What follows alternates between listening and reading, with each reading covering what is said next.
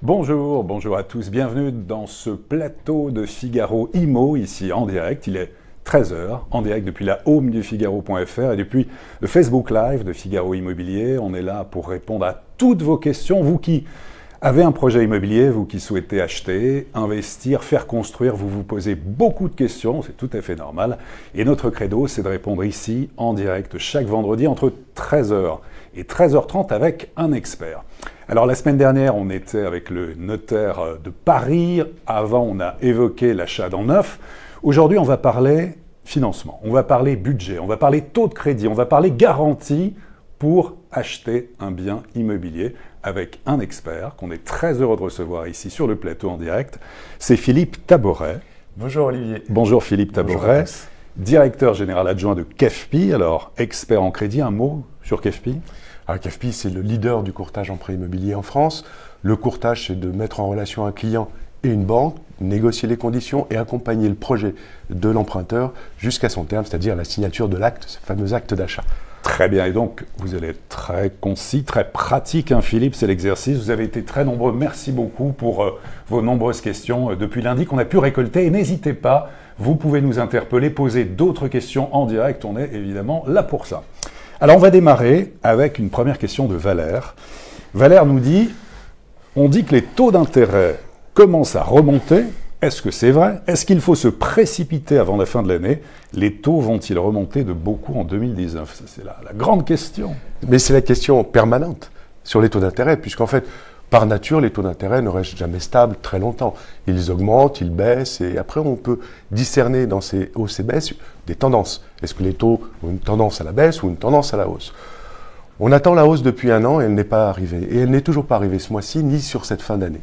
On a eu une fluctuation, effectivement, ce début de mois de novembre. Très légère. Très légère, 0,10 sur certains barèmes, pour certains profils de clientèle, en sachant toujours qu'un banquier va prêter aux taux les plus bas aux meilleurs clients. Donc, en réalité, non, ils ne sont pas en train de remonter. La deuxième question, c'est est-ce qu'ils vont remonter à plus long terme? Il faut se précipiter. C'est ça. Ouais. Est-ce que la tendance va s'inverser, puisqu'on était plutôt sur des taux qui baissaient, on s'est rapproché récemment des records historiques de 2016, on est toujours sur des limites basses. 1,43% en moyenne, toute durée confondue. Toute durée confondue, oui. Avec des taux records à moins de 1% sur 20 ans pour des excellents profils, ce qui est hallucinant, l'argent est presque gratuit. En définitive, les pronostiqueurs, ou en tout cas les analystes, les économistes comme les praticiens. Là, il faut se mouiller. Là, il faut se mouiller. Sont à peu près d'accord pour dire que 2019 sera l'année de la remontée des taux d'intérêt, plutôt après l'été ou à partir de l'été, sans oublier que peut-être entre-temps, on aura peut-être des variations un peu à la hausse. On est certain que cette courbe va s'inverser l'année prochaine. Oui, ça, c'est une réalité. Pourquoi ? Deux raisons à cela. D'abord, un changement, on va dire, de ce qu'on a vécu jusqu'à présent, c'est-à-dire une banque centrale européenne très participative à faire en sorte que cet argent soit gratuit pour les banques. Et donc, les banques peuvent le redistribuer à des taux très bas. Et puis une conjoncture économique mondiale avec des obligations des risques à long terme sur les taux longs, qui sont plutôt une tendance à la hausse, à augmenter. Donc on va certainement à partir de l'été avoir un changement d'attitude de la Banque Centrale Européenne qui fera remonter ces taux. Et donc les banques les répercuteront au niveau de la clientèle. Donc Valère, pas de précipitation, on peut dire, hein, pas de précipitation. Les taux devraient rester donc sous la barre psychologique, peut-être des 2% en moyenne, toute durée confondue, au moins jusqu'à la fin du premier trimestre 2019. Déjà, on va dire aujourd'hui, si on parle de taux, on va dire 1,50, 1,40, 1,50 sur 20 ans, le taux moyen, on peut obtenir un peu mieux, mais à peu près cela. Ça ne va pas beaucoup bouger d'ici la fin de l'année ou au début de l'année prochaine. Et puis, par contre, à partir de l'été, et en tout cas jusqu'à la fin de l'année 2019, s'il y a remonté, il y aura probablement remonté, ça sera limité à 0,50. Donc on ne dépassera pas la barre des 2% sur 20 ans, ce qui reste des taux historiquement bas et très, très accessibles. Ça reste des taux historiquement bas. Oui, on était à 3,22, je crois qu'il y a encore 5 ans. Exactement. Maintenant, il faut toujours prendre en compte aussi les prix de l'immobilier par rapport aux taux d'intérêt. Effectivement, les taux sont bas, ça ne veut pas dire que les prix sont bas dans les grandes villes. Hein. C'est ça, là on va parler plus du pouvoir d'achat immobilier, quand on conjugue à la fois le prix du mètre carré à la capacité d'emprunt. Pour l'instant on est favorable, hein, puisque sur 10 ans, on a gagné en pouvoir d'achat immobilier. Si j'achetais il y a 10 ans, aujourd'hui j'achète mieux, j'achète plus de mètres carrés. Alors suivant la ville, à Paris je vais acheter un tout petit peu plus de mètres carrés, mais même à Paris j'achète mieux maintenant qu'il y a 10 ans. Et puis il y a des villes comme Reims, on peut, pour la même mensualité, 1 000 € par mois, acheter 100 mètres carrés de plus à Reims, par exemple. Donc on peut répondre à Valère en tout cas, et puis il y a beaucoup d'internautes évidemment qui se posent ces questions qui sont très importantes quand on a un projet immobilier sur l'évolution des taux d'intérêt. A priori, à moins d'un événement économique majeur, pas de remontée de taux importante avant donc le début de l'été prochain 2019. Si on veut profiter des taux historiquement bas, profitons maintenant malgré tout. Jérémy, alors Jérémy, lui, il profite de l'émission, il nous pose la question suivante, le prêt à taux zéro restera-t-il intéressant en 2019 ? Je réside à Montpellier et je voudrais acheter avec ma compagne un appartement neuf à Port-Marianne. Alors, pour l'instant, on est assez rassuré sur le prêt à taux zéro. Il a déjà subi des recentrages. On s'est manifesté sur le sujet puisque ça exclut beaucoup d'accès à la propriété, puisque le prêt à taux zéro concerne les primo-accédants, ceux qui achètent pour la première fois leur résidence principale. En tout cas, pour le 2019, on est tranquille pour le neuf. Il n'y aura pas de changement ni de zonage. Sur le projet de loi de finances ? A priori, on peut toujours avoir des mauvaises surprises, mais a priori, c'était engagé à le maintenir jusqu'à fin 2019. Le maintenir, mais il y avait eu quand même, juste Philippe, il faut le rappeler, un changement. On pouvait emprunter jusqu'à 40% de la somme dans les grandes villes. Maintenant, dans les zones rurales, c'est plus que 20%. C'est plus que 20% en zone rurale. Ici, on est à Montpellier, donc on est en zone A. Et en zone A, on aura toujours, donc notre internaute aura toujours 40% possible de déduction, de prêt à taux zéro, par exemple, pas de déduction, de bénéfice de prêt à taux zéro. A priori, c'est ce qui représente 100 000 euros sur une opération de 250 000. Donc, c'est pas rien de ne pas payer du tout d'intérêt sur cette somme. Donc, Jérémy, on peut dire à Jérémy, pas d'inquiétude, le prêt à taux zéro sera reconduit l'année prochaine. En tout cas, à Montpellier, oui, bien sûr. Dans le neuf, attention, on peut avoir des retouches sur l'ancien, puisque l'ancien a été recentré sur les zones rurales. Cette fois-ci, on pourra encore avoir des modifications sur les zones B2 et C en 2019 pour le prêt à taux zéro dans l'ancien, qui consiste, je le rappelle, à rénover, acheter et rénover. Alors, ça m'amène une réflexion, Olivier, on voit ce qui s'est passé à Marseille. On a limité le prêt à taux zéro, comme c'est dommage dans l'ancien, puisqu'il s'agissait de permettre à des gens d'acheter justement des biens dégradés et de le remettre aux normes. Alors, on ne parlera pas d'immeubles collectifs avec des problèmes collectifs, mais en tout cas, ça participait de la rénovation urbaine dans les centres-villes où les gens quand même veulent principalement acheter. Mais le gouvernement est en train de réfléchir, justement, Philippe, c'est d'actualité, à justement un investissement locatif, un dispositif qui permette justement de donner un coup de booster à ceux qui vont acheter un appartement ou une maison à rénover, à réhabiliter. C'est très bien. Pour les investisseurs d'une part, mais on a les primo-accédants qui sont la force vive de la nation pour l'immobilier. C'est eux qui font le marché. Eh bien, aidons-les surtout en priorité. Très bien. Question suivante. Alors, question de Daniel. J'ai une maison à vendre et je désire trouver préalablement un appartement à acheter. Puis-je trouver un prêt relais hypothécaire sur la maison sans assurance et sans trop de difficultés? Très précis. C'est très précis. Alors, si je décode bien, la vente du bien dont elle est propriétaire actuellement suffira à couvrir l'achat. Oui. A priori. Absolument. On pourra préciser ultérieurement. Encore une fois, toutes les réponses sont partielles ici. On ne fait pas un consulting individuel. On fait au mieux. Mais CAFPI et nos agences, on en a partout en France et plein de conseillers partout seront tout à fait à disposition des internautes pour répondre précisément au cas d'espèce. Mais s'il s'agit effectivement d'un... Alors, pour Daniel. Pour Daniel. S'il s'agit d'un prêt relais, ce qu'on appelle sec, c'est-à-dire que j'ai juste besoin qu'on m'avance l'argent, forme de découvert bancaire en fait. On m'avance l'argent et quand j'ai vendu, je rembourserai. C'est une très bonne chose de le faire puisqu'il vaut mieux toujours acheter avant de revendre. Ça évite d'avoir à se loger à l'hôtel ou dans la famille. C'est très compliqué d'assumer plusieurs déménagements. Il y a des coûts conséquents. Donc, elle a bien raison d'acheter, de choisir son bien, prendre le temps d'acheter son nouveau bien. Et puis, ensuite, elle vendra à l'autre une fois qu'elle aura effectivement fixé cet achat. Dans ces cas-là, on peut emprunter la totalité de la somme nécessaire dans la limite de 60% du prix de vente pour garder une marge de sécurité pour la banque. Il faut voir s'il reste des crédits sur le bien à vendre. Il y a pas mal d'éléments techniques à analyser. Mais on peut avancer cet argent. L'assurance, généralement, est obligatoire. On demande au moins une assurance d'essai. Quelques cas, on pourrait essayer de négocier des solutions sans assurance, mais ce n'est pas fortement conseillé, à moins qu'on soit sûr que le délai soit très court. Et ce relais donc sec va avoir un coût d'intérêt qui sera soldé en même temps que la vente, en plus donc du capital emprunté. Très bien Philippe, c'est précis. En tout cas, question de Nadia. Alors on a eu énormément de questions autour de ce thème, le thème de l'assurance emprunteur. Nadia nous dit, l'assurance emprunteur va augmenter en 2019, de combien? Et sera-t-il intéressant de changer d'assurance emprunteur s'il y a des frais supplémentaires avec de nouvelles taxes? On entend beaucoup parler de l'assurance emprunteur. On rappelle qu'on pouvait changer depuis le 1er janvier. Mais voilà, est-ce que c'est pas un signal aussi des banques pour dire ne partez pas ailleurs, n'allez pas voir ailleurs, restez chez nous? Non? Les banques défendent leurs intérêts, elles vendent de l'assurance à travers le contrat de crédit immobilier. C'est leur intérêt d'avoir une belle offre, une proposition à faire. Là, il s'agit vraiment d'une taxe en fait, qui est un ajustement d'une taxe sur les garanties. Cette taxe concernait la perte d'emploi. Donc de combien, de quel ordre à peu près? 9% la 9%. taxe. Et la validité, aujourd'hui, elle est étendue au décès. Donc ça va effectivement avoir un surcoût sur le contrat d'assurance, quelle que soit sa nature. On peut dire que cette taxe va représenter pour un prêt de 200 000 sur 20 ans une augmentation du tarif d'assurance de 5 €.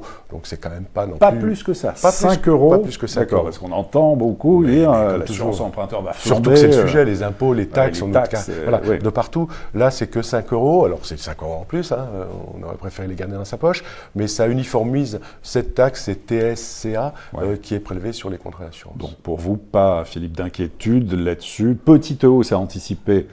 Voilà, à partir du 1er janvier 2019, absolument. Mais pas d'inquiétude particulière. En contrepartie, cette mise en concurrence en fait, des contrats d'assurance groupe, celle des banques, avec les contrats individuels, celle des autres assureurs, avec ces différentes lois qui ont succédé, ont permis aux emprunteurs, donc aux personnes qui demandaient cette assurance, d'avoir des tarifications qui ont largement baissé ces 2 dernières années, individuellement, puisque cette mise en concurrence a joué en leur profit. Donc on va retrouver largement du bénéfice à mettre en concurrence les différentes solutions.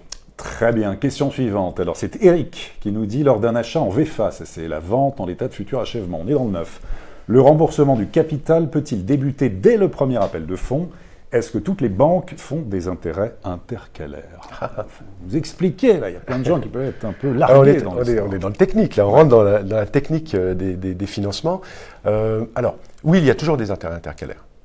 Pourquoi? Parce que la banque va, dans le cas d'une VFA ou d'une construction d'une maison individuelle, avancer l'argent pour permettre à l'entrepreneur de développer sa construction.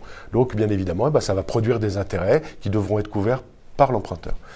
Alors, on peut demander à la banque, certaines banques le font, de commencer à amortir son capital initialement. J'ai emprunté 200 000 pour faire construire, je vais avoir des appels successifs des entrepreneurs, mais je veux payer tout de suite mes 200 000. Amortir mon capital dès le départ, c'est possible. Bien évidemment, il faut faire attention parce que si on rentre tout de suite dans l'amortissement, on aura une charge de remboursement de crédit. S'il se cumule un loyer parce qu'on est encore locataire, qui peut être difficile à assumer. Donc c'est possible, certains établissements bancaires le font, pas tous. Dans tous les autres cas, on aura des intérêts intercalaires. Ces intérêts intercalaires, donc qui couvrent les sommes avancées par la banque au promoteur ou au constructeur, vont être j'allais dire taxé, surtout pas, c'est à moi à utiliser. On va avoir un intérêt dessus au taux du crédit. Donc c'est pas un taux différent plus cher, c'est le taux du crédit qu'on aura négocié. Et à ce moment-là, ces sommes peuvent être remboursées mensuellement. Je paye mes intérêts sur les sommes qu'on m'a avancées, ou je ne les paye pas tous les mois, je les cumule, et au moment où je commencerai mon amortissement, j'aurai donc l'emprunt initial plus les intérêts qui se seront cumulés pendant cette période d'anticipation. Et à ce moment-là, je rembourserai, j'amortirai sur la durée de mon emprunt. Bon, c'était très précis, c'était pas évident d'ailleurs. Mais là, voilà, on a une question, là, la suivante, c'est Jérôme. Alors, beaucoup se la posent là aussi. Les prix de l'immobilier ne cessent de monter dans les grandes villes. Croyez-vous à une bulle immobilière d'ici 2 ans? Et si oui, vaut-il mieux attendre? Une bulle immobilière, les prix de l'immobilier qui vont s'effondrer. Est-ce que c'est possible? Moi, j'y crois pas un instant, mais là, c'est mon avis personnel, Philippe Taboret qui parle. L'expert. L'expert. J'y crois pas un instant. Pourquoi? Parce qu'on est sur un marché en France de pénurie de logements. Il y a plus de demandes que d'offres. On ne construit pas assez chaque année, et encore là on voit la construction et même la promotion immobilière qui est en baisse par rapport à 2 belles années, c'est bien dommage. Les mesures gouvernementales ont certainement puni la construction, et c'est bien dommage parce qu'on a besoin, on a une demande, il y a besoin de construire au moins 500 000 logements par an, on a déjà un déficit initial et on ne construit plus suffisamment, puisqu'on va encore cette année construire un peu plus de 400 000, mais pas suffisamment. Donc en face de l'offre disponible sur le marché, il y a une demande, les gens ont besoin de se loger, en location ou en propriété, mais il n'empêche que c'est le vendeur qui fait son prix, puisqu'il a plus d'acheteurs que de biens à vendre. Alors, pour que cet effet s'inverse, il faudrait que d'un seul coup, il y ait plein de produits qui soient mis sur le marché.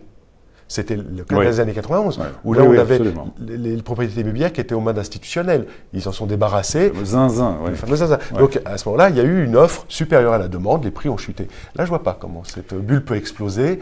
J'y crois pas beaucoup. Maintenant, les gens sont raisonnables, le marché est raisonnable en France. Il est à plusieurs vitesses quand même. Philippe, il faut le rappeler, 10 000 € du mètre carré à Paris, entre 3 500 et 4 000 € du mètre carré à Lyon, à Bordeaux, qui progressent énormément, mais il y a encore des villes où les prix sont à moins de 2 000 € par mètre carré. Il faut quand même le rappeler, les Angers, Le Havre, Saint-Étienne, il y a des grandes villes quand même où on peut acquérir un bien pour moins de 2 000 € par mètre carré, devenir propriétaire. Il faut l'avoir en tête. Bien sûr, il y a deux éléments à cela. La première chose, c'est l'offre et la demande. On est sur un marché d'offre et de demande, l'immobilier. Et l'ancien étant 80 à 85% du marché des transactions chaque année. On va battre un record cette année d'ailleurs. On va peut-être atteindre le million de transactions immobilières dans l'ancien. Pour l'instant, juste parenthèse, l'an dernier, on avait fait 968 000 transactions dans l'ancien, record. Cette année, on est sur 950 000 pour l'instant sur les 12 derniers mois. Donc, est-ce qu'on va arriver au million? Je crois de très bons mois, puisqu'on a eu un très bon deuxième semestre au niveau de la demande, donc qui devrait se réaliser pour partie, alors que l'année dernière, c'était un mauvais deuxième semestre. Donc, peut-être on va le dépasser, à mon avis, c'est mon opinion probablement. Et on va s'approcher, on ne sera pas au million, mais on ne sera pas loin. C'était une parenthèse. Dans tous les cas, l'offre... Ce qui veut dire, juste Philippe, c'est important que l'activité immobilière fonctionne très bien. On vend, on achète des maisons, des appartements, ça marche du feu de Dieu. Mais il ne faut pas prendre les gens pour des imbéciles. Nos internautes ont bien compris leur intérêt. Être propriétaire, c'est une sécurité pour l'avenir. Je préfère mettre dans un crédit qui n'est pas cher, qui est presque cadeau, plutôt que de donner à un propriétaire un loyer. Enfin, tout ça, ils l'ont bien compris. La retraite, il faut la préparer, il faut donner quelque chose à ses enfants. Voilà, l'immobilier, la propriété immobilière est très importante en France. Et pour les investisseurs, le placement pierre reste sûr. Si on le garde longtemps, on sait très bien qu'à un moment, il y aura une plus-value, on aura peut-être bénéficié d'un avantage fiscal, etc. Donc les gens ont bien compris leur intérêt de devenir propriétaire. Ils l'ont fait cette année, ils vont continuer à le faire. Simplement, il y a des endroits comme Paris où l'offre est tellement faible et la demande tellement forte que les prix montent à 10 000. Et puis en plus, il y a du pouvoir d'achat à Paris. Il y a beaucoup de richesse à Paris. Et puis des villes de province où il y a moins de demandes que par rapport à cette offre disponible. Et puis il y a moins de moyens de mettre des prix. Donc il y a quand même un effet raison, à part Paris qu'on ne mettra pas, il y a un effet raisonnable qui, je dis à un moment, les prix ont arrêté de monter là, ces derniers temps, simplement parce qu'on est au pouvoir d'achat maximum. Et les gens ne sont pas prêts à payer plus pour devenir propriétaire. C'est plutôt sur une stabilisation des prix ou de très légères hausses. Après, on sait, chaque bien est unique, mais on est obligé quand même de donner des tendances, ce sont des grandes tendances, mais évidemment, chaque bien est unique. Alors, question suivante, c'est Brigitte. Ma fille souhaite acheter une maison dans l'Aude. Elle a actuellement des difficultés pour avoir un crédit car elle est actuellement en CDD, un contrat à durée indéterminée. Quelles sont les démarches qu'elle doit faire pour l'obtenir malgré tout, celle qui est en CDD? Alors les banques n'aiment pas ça, bien évidemment, puisque c'est assez logique. Elles sont là pour éviter de prendre des risques et de faire prendre des risques à l'emprunteur. Enfin, vu le nombre de CDD qu'il y a en France, c'est quand même dommage. J'y arrive, mon cher Olivier. Tu sais bien mon combat là-dessus, sur ces questions. Il n'empêche que on ne va pas engager quelqu'un qui a le risque de ne pas avoir de revenus réguliers, de l'engager sur une dette longue avec des remboursements réguliers. Donc il faudra garder du pragmatisme. Quelqu'un qui est sans CDD, ce n'est pas rédhibitoire dans le sens où on peut avoir plusieurs contrats CDD qui succèdent. Et puis, comme il dit, le marché du travail est de plus en plus sur du CDD et d'autres professions d'ailleurs, intermittents, intérimaires même. Beaucoup nous disent, du coup, on ne peut pas décrocher de crédit. Alors on ne peut pas, c'est plus vrai. On peut maintenant décrocher. C'est très difficile. Je ne dis pas, allez-y, c'est facile. Ce n'est pas le cas. C'est très difficile. Cependant, il y a des banques qui le font. Il faut garder raison. C'est-à-dire que si on a des CDD qui succèdent, une période d'intérim longue, on voit que la personne est raisonnable, qu'elle paye déjà un loyer correspondant à la charge de crédit qu'elle sollicite, qu'elle a mis un peu d'argent de côté parce que c'est une personne qui épargne aussi. Le banquier aura envie de l'avoir comme client, donc aura envie de lui prêter. Nous, on saura mettre en valeur tous ces éléments. C'est possible. Ça, c'est le rôle du courtier. C'est difficile. Après, en règle générale, quand même, une réponse assez générale, c'est qu'on va demander une caution. Ouais.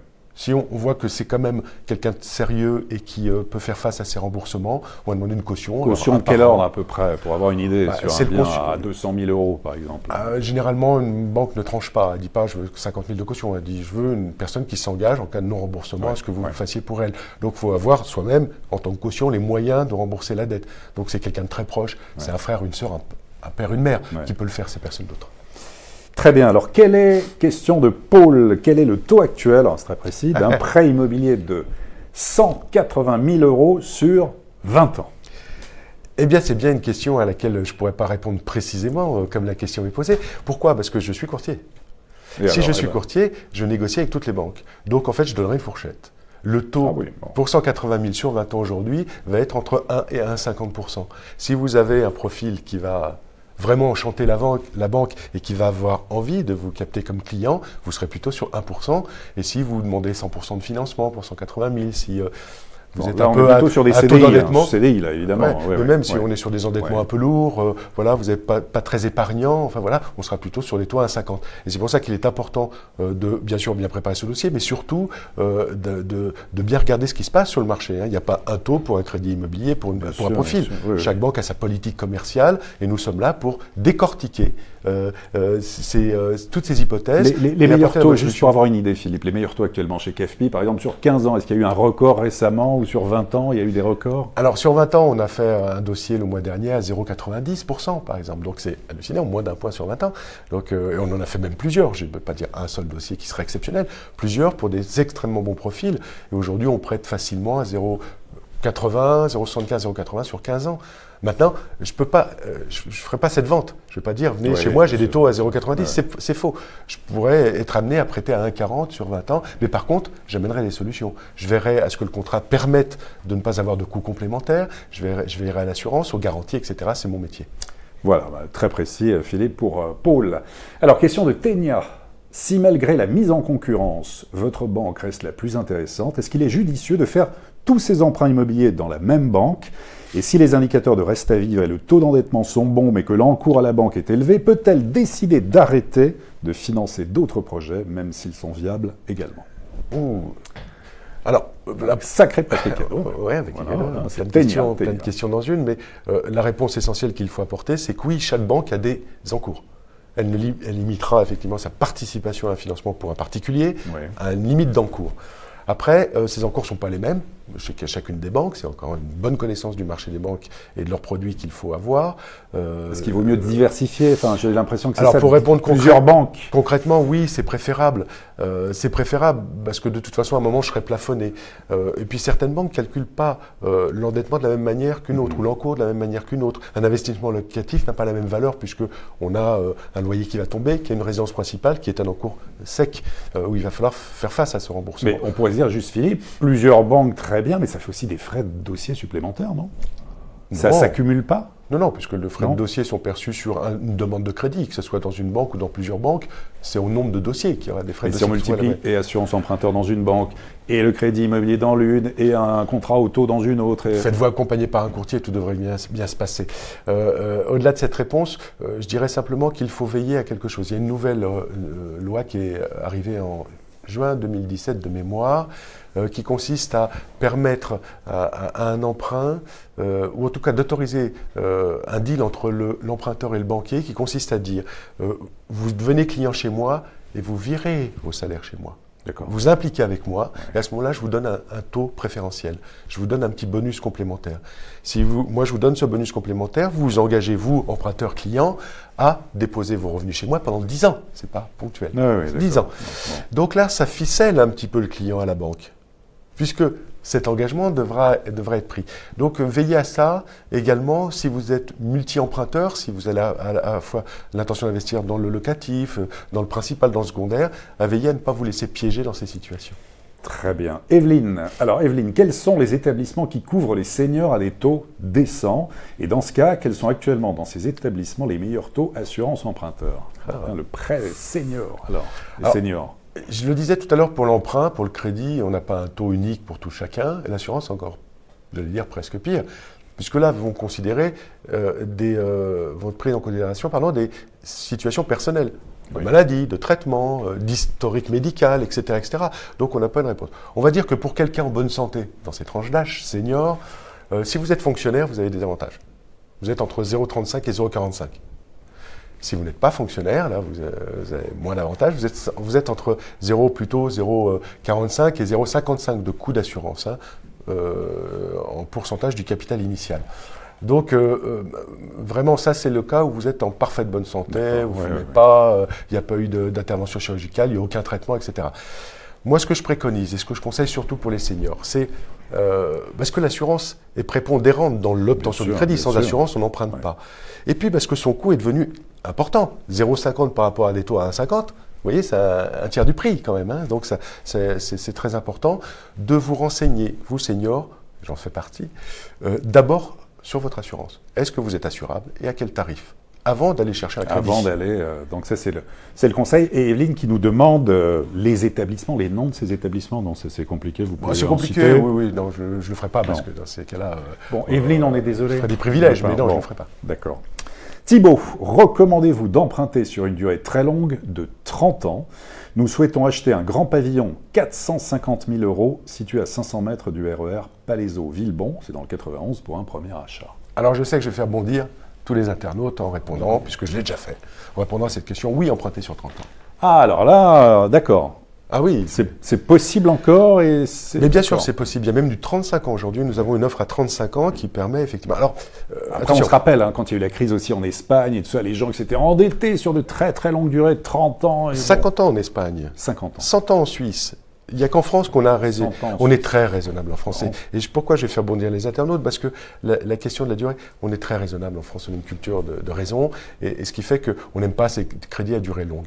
Moi, je dis aujourd'hui, les taux sur un crédit à 30 ans, ils sont aux alentours des 2%. On peut même négocier en dessous de 2% sur du 30 ans. Le coût de l'argent est très réduit. Il faut que j'en profite. Alors, dans le cas d'espèces ici, on achète un bien, alors bien sûr en région parisienne, donc très cher, proche de Paris, 450 000 €. Ouais. C'est un bel emplacement, puisqu'avec le Grand Paris, tout ça va se valoriser. Est-ce qu'il vaut mieux acheter ce bien cher et demander un crédit à 30 ans, ou plus, non, je vais être raisonnable, je vais m'éloigner un peu, en banlieue éloignée, avoir les problèmes de circulation, etc., pour être dans mes budgets et emprunter sur 15 ans. Non, allez-y, foncez, achetez ce bien. Parce que là, vous faites un placement de long terme. Encore une fois, le 30 ans est intéressant parce que les taux sont bas. Ça permet de rembourser sur des durées plus longues, de lisser le remboursement. De faire baisser la charge. Sur 450 000, le remboursement, il serait à moins de 2 000 €. Comme ça, de calcul, il sera 1 800 € par mois. Alors, c'est pas une somme. Mais vous voyez la proportion par rapport à la capacité d'emprunt que l'on a. Simplement, je dirais, pour conclure sur la question, oui, à 30 ans, si vous vous engagez sur longtemps, il vaut mieux tout de suite acheter un bien de grande surface, de qualité, qui va permettre de faire des travaux dedans, d'y rester, et de ne pas avoir besoin de faire des sauts de puce, de passer d'un studio à 2 pièces, à 3 pièces, à une maison. Pourquoi? Parce que ça, Philippe, vous dites surtout, là, c'est un bon achat, l'exemple d'un bon achat. Ne passez pas à côté, effectivement. Sur 30 ans, allez-y, faites-le, sachant qu'on revend aussi généralement au bout de 7 ans, en moyenne, 7-8 ans. Mais si on peut éviter de revendre au bout de 7 ans, parce que là, on a des taxes à chaque fois, des frais de notaire à payer, des droits de mutation, des déménagements. Donc peut-être qu'il faut se poser la question, est-ce qu'il vaut mieux tout de suite acheter cher sur 30 ans? Moi, je considère que c'est un bon investissement. En tout cas, le cas d'espèce ici, je dirais oui, foncez. Et puis, juste pour mémoire quand même, pour déconnecter ou décontracter les gens, il y a quelques années, 5 ans, on parlait d'exploit, le coût du crédit de 30 ans, 450 000, ça correspond à un crédit de 20 ans, de 265 000, il y a 5 ans. Ouais, donc vous voyez que le coût de crédit, on me dit, ouais, ça va te coûter. Non, il n'est pas si cher que ça, compte tenu des taux bas. Alors justement, belle transition avec la question de Cham. Quels sont vos conseils pour décrocher le meilleur crédit avant de passer par un courtier? Jusqu'où aller pour négocier avec sa banque? Jusqu'où on peut aller? J'aime bien le avant de passer par un courtier, parce qu'en fait, la meilleure solution, ça reste de passer par un courtier. Indiscutablement, et de plus en plus, c'est vérifié. Dans tous les cas, considérez qu'aujourd'hui, il n'y a plus de banque spécialisée.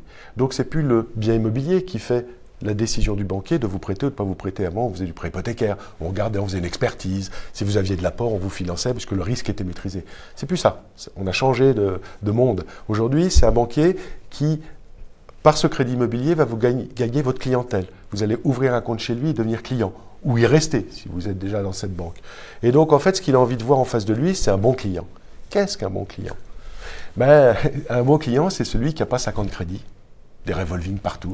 Qui est à la fois raisonnable et qui n'est pas découvert tous les mois, qui n'a pas aucun placement. Donc c'est exactement l'inverse. C'est quelqu'un qui a des jolis comptes, équilibrés, qui fait face à ses charges, à ses remboursements, qui n'est pas déjà beaucoup endetté et qui est capable de mettre un peu d'argent sur des placements, un livret, une assurance, etc. Ça, c'est un bon client pour la banque. En plus, s'il est pérenne dans son emploi, s'il est plutôt jeune avec une carrière qui peut encore s'améliorer, là, il séduira la banque. Donc, préparez votre dossier. On ne va pas comme ça, du jour au lendemain, voir un banquier pour un crédit. On se prépare à un projet immobilier, c'est important. C'est un lourd endettement. On va s'endetter presque toute sa vie sur un crédit immobilier pour un projet qui est central et essentiel à la famille, c'est le logement. Donc, on le prépare. On se met bien et à ce moment-là, on va négocier. C'était parfait. Merci infiniment, Philippe. C'est déjà fini, mais non. Directeur général adjoint de KEFPI, notre expert du jour. Il est 13h30. On vous remercie, vous qui avez été très nombreux. On continue Cette émission, Les Clés de l'Immo, chaque semaine ici en plateau sur Figaro Immo, le plateau télé, et sur la home du Figaro.fr. Merci beaucoup pour votre projet immobilier. Voilà, c'est notre credo de répondre à vos interrogations. Elles sont bien sûr nombreuses. Vous reviendrez, Philippe? Avec grand plaisir, Olivier. Et puis, bon projet à tous. Bon projet à tous. Et la semaine prochaine, alors on parlera de rapports locatifs. On parlera de location, on parlera de bail. Vous verrez, ce sera assez intéressant. Rendez-vous vendredi prochain. Les Clés de l'Immo, entre 13h et 13h30. À très bientôt pour les Clés de l'Immo.